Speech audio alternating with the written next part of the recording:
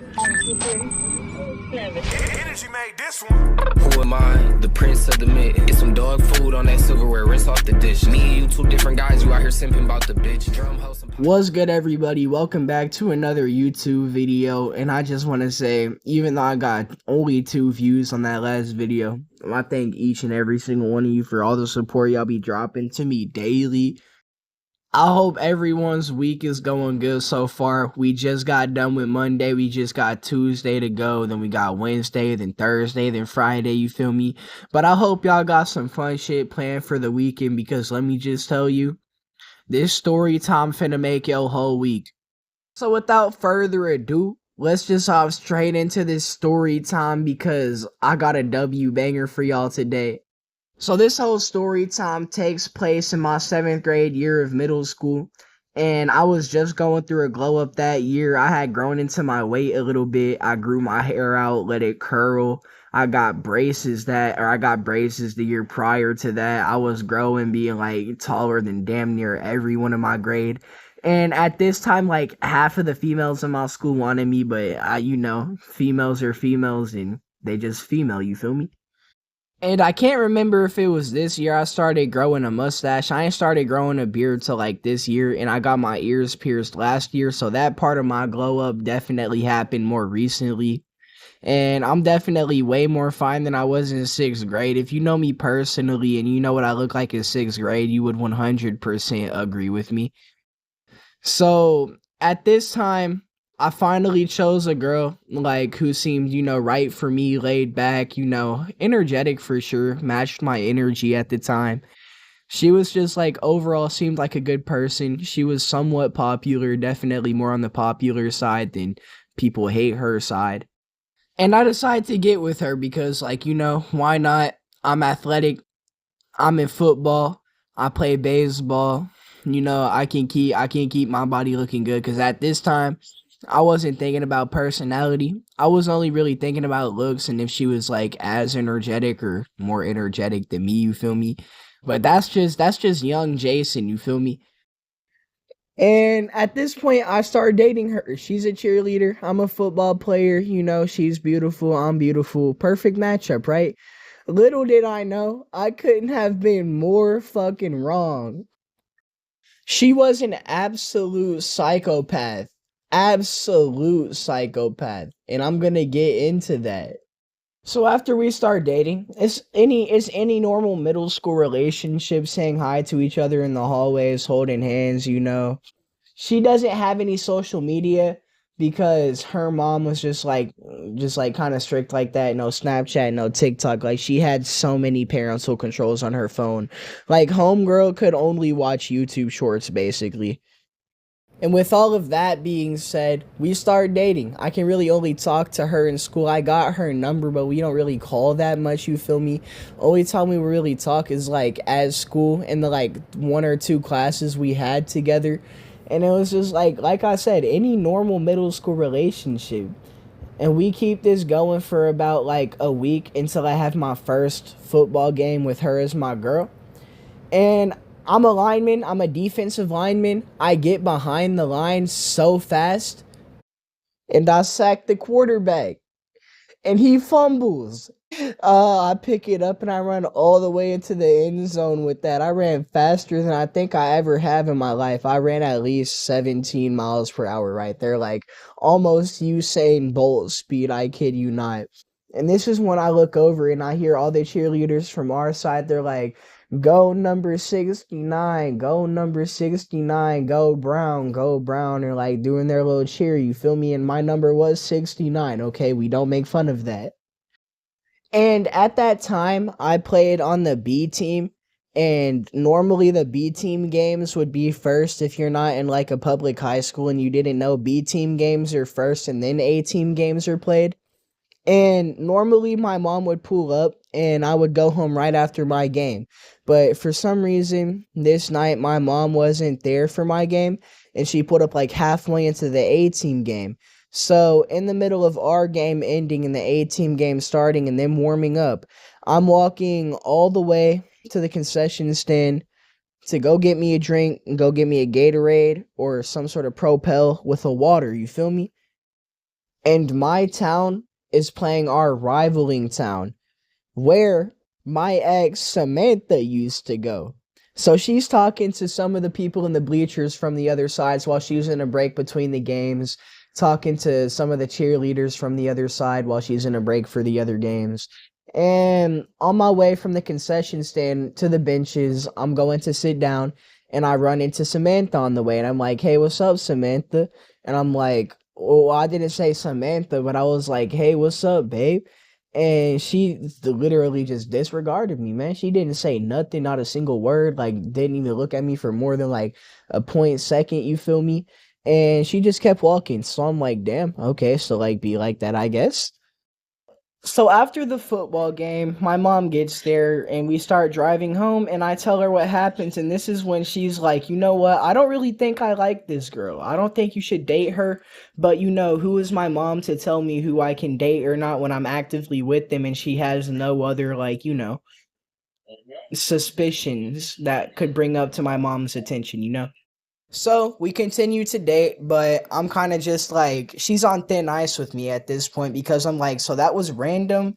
And she only acts like this around certain people, so I don't think this relationship is really going to be much longer. So we stay dating for about another week and nothing really happens else other than just like normal relationship stuff. Like we talk to each other, still really only in school, even though she lives right across the fence from me. I kid you not, but we never hang out outside of school. We never talk outside of school. She don't have a number, nothing. So I'm just kind of like getting tired of it. You feel me? And this is when I come to school the next day after having these thoughts in my head before going to bed. And I get into my fourth period of writing. And this is when I have one of her friends, a previous ex of mine, who was my ex before, my girl before her. Let's call her Alicia. All right. Weird name, random name, but it's like the complete polar opposite of what her name was. So we're just going to stick with that. And Alicia comes up to me, and this is like the day before a dance we're having. I don't remember what dance it was, if it was a holiday or if it was something we had going on like in school. And she's like, hey, I think Samantha, she's thinking about breaking up with you like on the night of the dance or the day before, which would have been that day. And I'm like, yeah, you know what, bet I'm going to be the first one to do it. And I don't say that to her, but like, I'm thinking in my head, like, all right, I'm going to be the first one to break up with her. So I go ahead and I do the dumbest thing. I'll start writing a note, just like every other middle school breakup that like really annoys me. You feel me? Like, you should never write a note, call or text a person while you're doing like a breakup. When you're trying to break up with them, you should talk to them face to face, one on one. But me being a seventh grader, I write a note, and I'm not the nicest because she wasn't the nicest either. She wasn't like an absolute dickhead and just like talk crap about me to my face or behind my back, but she was just like, she would ignore me at times, and it just pissed me off. And it's just like, you should never treat a person like that in general, especially the guy that you're dating. So I write a note to her and I give it to her literally in our next period of Texas history. Now, I have this note that I wrote the class previous to Texas history, and I'm walking to my next period of Texas history. And this is when I notice her walking out to go to the bathroom, Samantha, and I hand her the note on the way to the bathroom. And the note said by exact words, I don't think this is going to work out. Don't mean to be a dickhead, but sorry, not sorry. You're kind of mean, so goodbye. And this is when I'm sitting in class anticipating her coming back from the bathroom. Thank God she wasn't like crying or anything, because that could have been bad. But she seemed unfazed by it. But she walks up to me and she was like, I hope you know like all of this stuff that people are telling you isn't true. And like I genuinely liked you, but it's okay. And I'm just like, yeah, it's okay. Bye. Because I didn't want to talk to her. And I know I could have been nicer to her, but you don't know this girl. And especially after I tell you what she does next, you're not going to like her at all. So after this, whole week goes by, rest of the week, we go to the dance and we come back the next weekend. And this is the next week. And this is when I find out how truly obsessed this girl actually was over me. So I go down and I sit at this table full of girls, because at the time I went through this phase like where I would just go to a friend group full of girls, date everybody in the friend group, and then just leave the friend group, but this friend group I didn't leave, but I did date dang near everyone in the friend group. I dated Sarah, I dated Alicia, I dated Samantha, and I think there was other people. Yeah, I dated Yeti too. Now, there was a good handful of people in this friend group, and I wouldn't say I dated most of them, but I dated a good portion of them, a good ratio of them. And I go to sit down at the table one day, and for some reason, Samantha has just been lying her ass off to them. She got when me and Alicia got to get back together after me and Samantha had broke up. She ended up telling Alicia that I cheated and made her cry all night about it, and she ended up breaking up with me over that. That wasn't the only instance either. So there was this one time I went back, and for some reason I just kept sitting at that table, even though Samantha's dumbass is just saying all of this. And I don't mean to still call her a dumbass. I mean, this is 7th grade over 3 years ago. She could be completely different by now. She still goes to the same school, but I'm not dropping anyone's name or even the town that I live in or even the name of the school. You feel me? But I get my lunch and I get out of the lunch line and I go to sit down at this table. And out of nowhere, like they all just go silent when I get there. Everyone at the table, like they're just looking at me and I'm like, am I not allowed to sit here? And they're like, yeah, honestly, no, I don't like we none of us like you anymore. So that's when I'm just like, damn, okay, so I'm kind of just bummed out because like I lost my only friends, which was that whole group. Kind of just told me to fuck off. And I kid you not, I hop up and I leave. Didn't talk to them, didn't flip them off, nothing. And I go to sit down and I'm kind of just like fuck you, and I'm like over here hyperventilating and shit because like she's lying and they're believing her over me for some reason when they know like I'm more trustworthy because she's lied to them before. But girls will be girls, and that's why I don't hang out with them no more.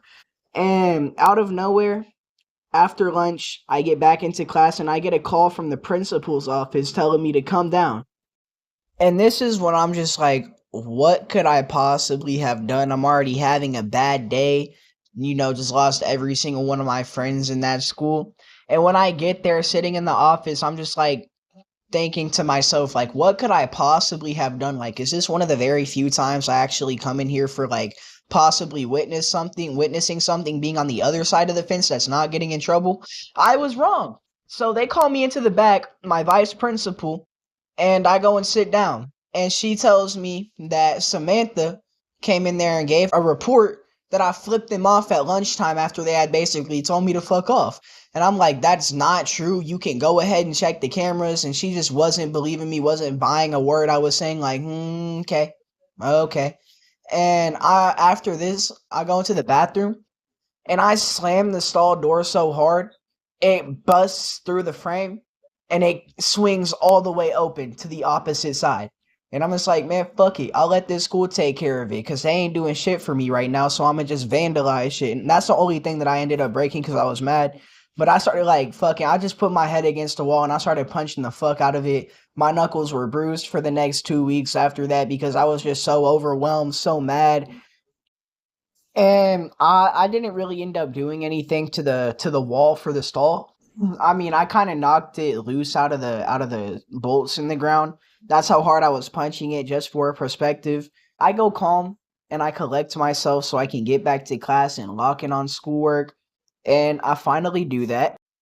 And that is just a handful of the instances that happens after this. She went around lying, telling people I would bring guns to school, telling other people that I was pulling up to school with COVID, trying to spread it to people. And for some reason, everyone was believing these obnoxious, absurd rumors. And I'm just like, you know what, man, this school ain't worth it. It ain't worth my time. So I just stopped showing up for 2 weeks and I basically go on strike as a student.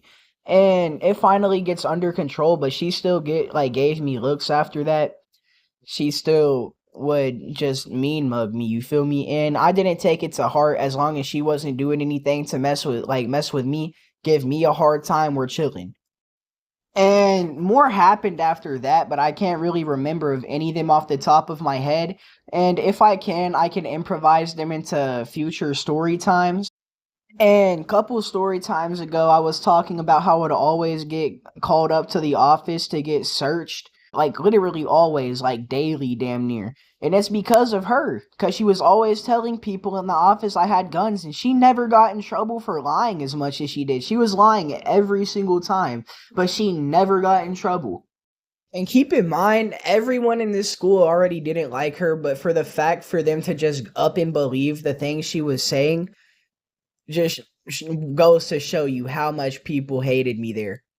To this day, we haven't talked in almost years, like directly through school or through friends or anything like that. Last time I actually seen her and said something to her, I'd say would be like 5 to 7 months ago when I was over at my old boy's Carson's house. Me and him are no longer friends.